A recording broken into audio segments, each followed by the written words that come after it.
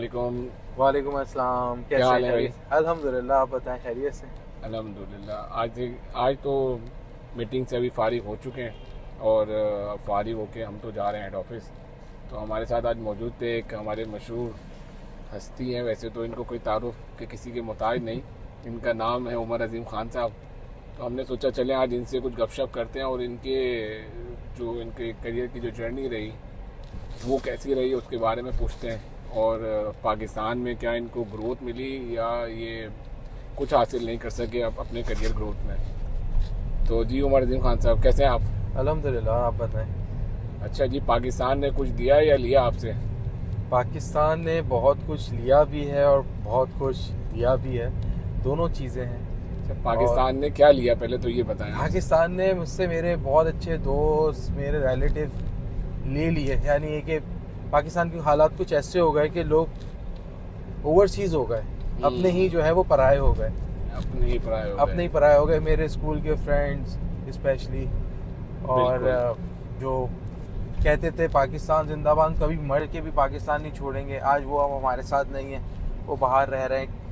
ये अच्छे हालात में, बुरे हालात में, वो मैटर नहीं करता। लेकिन वो फ़िलहाल तो हमारे साथ वो गैदरिंग वगैरह सब ख़त्म हो गई है। कोई कनाडा में, कोई दुबई में है, कोई जर्मनी में, कोई कहाँ है। तो पाकिस्तान में इन शॉर्ट जो एक बड़ी गैदरिंग हुआ करती थी स्कूल लाइफ के जो फ्रेंड्स थे मेरे, उनमें से एक भी फ्रेंड मेरा नहीं है इस टाइम, जो मेरे स्कूल लाइफ के जो दोस्त वगैरह थे।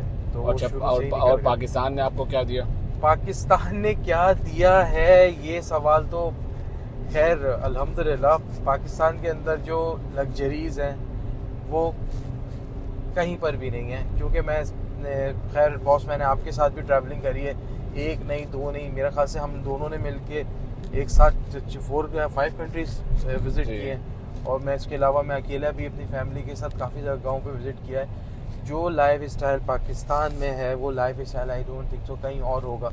इवन कि जो हमारे ओवरसीज़ भाई हैं, जो पाकिस्तान से बाहर है तबका, वो तरसता है इस लाइफ को जो लाइफ हम जी रहे हैं पाकिस्तान में। अब डिपेंड करता है कि आपका स्टैंडर्ड क्या है, आपकी क्रेडिबिलिटी क्या है, वो सब मैटर करती है उसी हिसाब से। अब ये बिल्कुल कि बिल्कुल ऐसे ही है, आप बिल्कुल सही कह रहे हो। और ये भी एक ब्लेसिंग ही है कि अपने मुल्क में रह के हम अपनी पर्सनल गाड़ी में घूम रहे हैं, अपने चैलेंजेस के ज़ाती साथ, सारे अपने चैलेंजेस के ज़ाती साथ। अभी घर में देखें आप रह रहे हैं। रोड बॉस, अभी आपने देखी। आप ये देखें, ये चैलेंजेस हैं जो हम डेली फेसिस पे फेस करते हैं। वो आई होप सब आप लोग भी फेस करते होंगे। थोड़ा सा हम आपको भी दिखाते चलें कि किस तरह के चैलेंजेस जो हैं हम लोग डेली बेसिस पे फेस करते हैं। गाड़ियों का रश, देखें ये देखें अब आप ट्रैफिक के हालात, ठीक है। पेट्रोल की प्राइस ज़्यादा हो गए, पेट्रोल के प्राइस कम हो गए, किसी को फ़र्क नहीं पड़ रहा, बट काम तो करना है। ये शारा फैसल है। पेट की भूख मिटाने के लिए सबको बाज़ार में निकलना है। जब आप मार्केट में निकलेंगे तो डेफिनेटली आपके खर्चे भी होंगे, बट क्या खर्चों को हमें कंट्रोल करना है। अच्छा उमर, एक बताएं क्वेश्चन कि चलें, ये तो हमने हालात और सबके बारे में डिस्कस कर लिया, आपके बारे में भी डिस्कस कर लिया। ये बताएं आपकी शादियाँ कितनी हैं? शादी तो एक ही है। एक ही है? ज़्यादा करना चाहेंगे, 4 करना चाहेंगे? आप ये वीडियो वायरल मैंने कर सुना लेंगे। आपको वो मुफ्ती जो है तारिक मसूद। तारिक मसूद साहब, आप उनको फॉलो करते हैं, बड़ा रेगुलर देखते हैं, बिल्कुल। तो उनसे इंस्पायर होकर आप करना चाहेंगे 4 शादियाँ? पाकिस्तान का तकरीबन तबका लड़कों का तो उनको फॉलो करता है इस टाइम, मुफ्ती तारिक मसूद को। लेकिन ये कि वो दम वाले इंसान है, हमारे अंदर कहाँ इतनी हिम्मत है। तो आप ये मैसेज देना चाह रहे हैं अपनी बीवी को कि ख्वाहिशात हैं आपकी, मतलब आपकी विश है कि आप 4 शादियाँ करें? मकसद है, आप क्या चाह रहे हैं कि यानी मैं अब घर वापस नहीं जाऊं? यानी नहीं, आप घर वापस जाएं, बट आपकी फीलिंग क्या है वो भी तो हमें जाननी ज़रूरी है ना। आप क्या फीलिंग रखते हैं? तो फीलिंग तो है आपकी, फीलिंग्स तो बॉस देखें तो फीलिंग है आपकी, ये कह सकते हैं कि फीलिंग है आपके अंदर। देखिए गाइस, देखिए हालात ख़राब हैं, महंगाई है, सब कुछ है, बट फीलिंग बरकरार है। बट वही वाली बात कि कॉस्ट कटिंग एडजस्ट करना पड़ रहा है, एक्सपेंस कटिंग किए हुए। अगर महंगाई नहीं होती तो शायद आप कर लेते हैं। नहीं, वो ऐसी बात नहीं है, आने वाली अपना रिस्क खुद लेकर आती है। हाँ, ये बात भी सही है। ये वो अपना रिस्क हो सकता है, आपको लिए कोई बना बनाया कोई बिजनेस लेकर आ ओए जाए, होए। तो फिर आप शायद ऑफर एक्सेप्ट कर लेंगे अगर कोई ऐसी ऑफर आपको आई। बॉस इसके लिए सोचने के लिए टाइम चाहिए। लेकिन ये कि अभी फिलहाल शादी का तो कोई इरादा नहीं है। इरादा नहीं है। तो ये है हमारे साथ उमर अजीम ख़ान और मैं फुरकान अहमद। सिर्फ आपको बताना ये था कि हालात सबके लिए ही ख़राब हैं। हम लोग तो सैलरीड पर्सन हैं, हम लोग तो ख़ुद परेशान हैं टैक्सेस को लेके। डिस्पाइट ऑफ दैट इतने हालात बुरे नहीं हैं कि हम अपने चेहरों पे स्माइल नहीं रख सकते। तो इसी तरह मुस्कुराते रहें, हमेशा खुश रहें और हमें भी अपनी दुआ में याद रखते रहें। Thank you so much. अल्लाह हाफिज़। तो जैसे मैंने आपको दिखाया है कि सफ़र भी यही है, रूट्स भी यही हैं, हालात भी यही हैं और कुछ लिया है उमर से पाकिस्तान ने तो कुछ दिया भी है। अच्छा, दिया ज़्यादा है या दिया कम है? दिया तो अल्हम्दुलिल्लाह बहुत ज़्यादा है और हकीकत तो यही है, पाकिस्तान हो या कोई भी कंट्री हो, मेहनत आपकी रायगा नहीं जाती। आप मेहनत करते हो किसी भी चीज़ में, चाहे वो आपका बिजनेस हो, आपकी जॉब हो, आपके टारगेट्स हो, तो रिजल्ट्स आते हैं और रिवॉर्ड आपको अल्लाह ताला दुनिया में ही देता है। और ऐसा नहीं है कि इंसान जो है किसी चीज़ को टारगेट करे, राइट डायरेक्शन में उसकी नीयत साफ़ हो और उसको वो चीज़ हासिल ना हो, एक नामुमकिन सी बात है। मैं अपने करियर का आगाज़ अगर बताऊं, बॉस आपको तो सभी पता है कि अच्छा, आपसे पहले क्वेश्चन ये है कि आज जब आप रिस्क की तलाश में निकले घर से तो आपको पता था रिस्क मिलेगा? बिल्कुल, रिस्क देने वाली ज़ात तो बेशक अल्लाह ही एक की है। भरोसा था, एक यकीन था एक बिल्कुल। ज़ात पे कि जो रिस्क देती है। बिल्कुल तो रिस्क मिला आपको? रिस्क बिल्कुल आज मिला, का रिस्क आपको मिला? बिल्कुल मिला अल्हम्दुलिल्लाह। ये भी एक बहुत बड़ी ब्लेसिंग है कि आप रिस्क की तलाश में निकले और आपको उसी दिन जो है रिस्क अता हो जाए। तो हमें तो अल्लाह ताला का हमेशा शुक्र अदा करते रहना चाहिए। और मेरे हाल से उमर और मैं हमेशा अल्लाह ताला का अपनी ज़िंदगी में जब तक खून का एक एक कतरा मौजूद है, जिससे मैं हम शुक्रिया अदा करते रहेंगे अल्लाह ताला का, जिसने हमें इस काबिल बनाया कि आज हम एक अच्छी गाड़ी में घूम सकते हैं, एक अच्छे घर में रह सकते हैं, एक अच्छा लाइफ स्टाइल गुजार सकते हैं। चैलेंजेस हैं, चैलेंजेस रहते हैं, हर माशरे में रहते हैं। अगर उस चैलेंजेस में रहना आपको आ जाए तो यही आपकी सक्सेस है। ऐसा ही है? बिल्कुल ऐसे ही है, बिल्कुल ऐसे ही। तो अब ये कह सकते हैं कि पाकिस्तान ने आपको दिया ज़्यादा और लिया कम?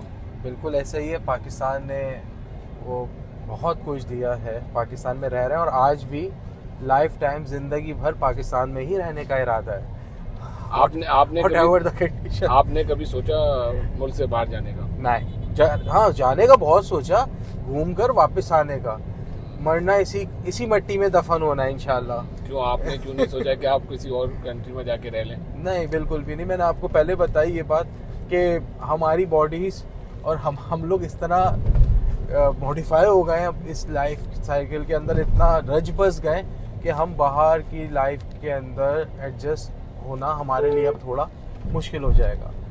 और यहाँ पर अपनों को छोड़ के नहीं जा सकते, बात तो ये है। अपना मुल्क है, अपनी फैमिली है, तो ये कहना भी फिर सही होगा कि जितना इंडिपेंडेंट अपने कंट्री में हम घूम सकते हैं, कहीं नहीं घूम सकते। फ्रीडम हमें कहीं और नहीं, कहीं नहीं है, बिल्कुल नहीं है, बिल्कुल नहीं है, बिल्कुल नहीं है। इसके ऊपर तो 100% मैं एग्री करता हूँ।